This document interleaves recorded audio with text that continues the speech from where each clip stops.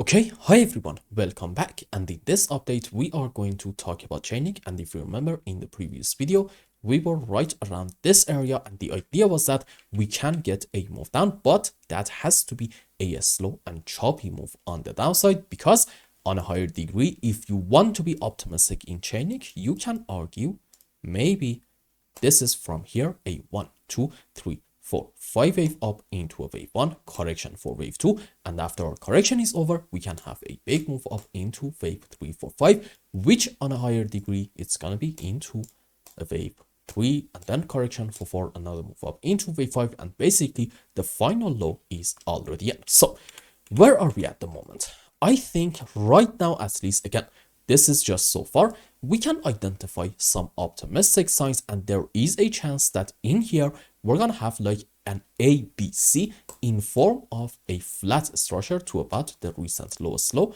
and the subwaves for a flat are going to look like this: ABC down into a ABC, or maybe a WXY up, not really that important, into B, and then from here a 1, 2, 3, 4, 5 wave down into wave C. Now let's go on the live chart and count some waves. So let's zoom in more. Okay, I believe starting from this point, this is probably an A, correction for wave B, more likely than not an ABC expanded flat, something like this, and then another move down into wave C. Followed by that, this is a beautiful ABC zigzag on the upside, and starting from the highest high, this is probably a 1, correction for 2, and then 1, 2, 3, 4, 5 wave down into wave 3 right in here, correction for 4, and this is another move down into wave 5. And on a higher degree, well, these might be the sub waves for, you know it, an A, B, C flat structure, indicating our move down is over. Now, just this pattern is not enough for us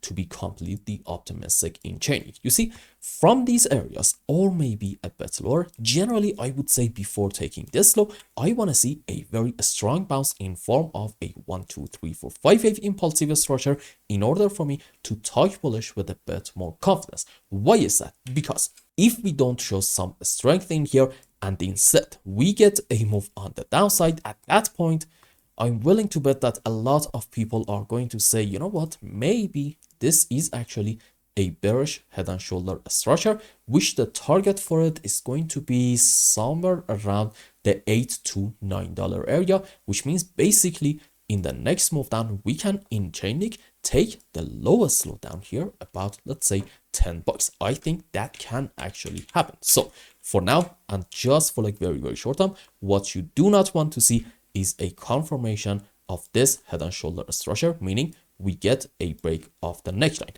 As long as we're not doing that, I think we're fine and good to go up. And I hope I explained everything well and you understood what is going on in Chainlink's price chart. And until the next update, I hope you have a wonderful time. Goodbye.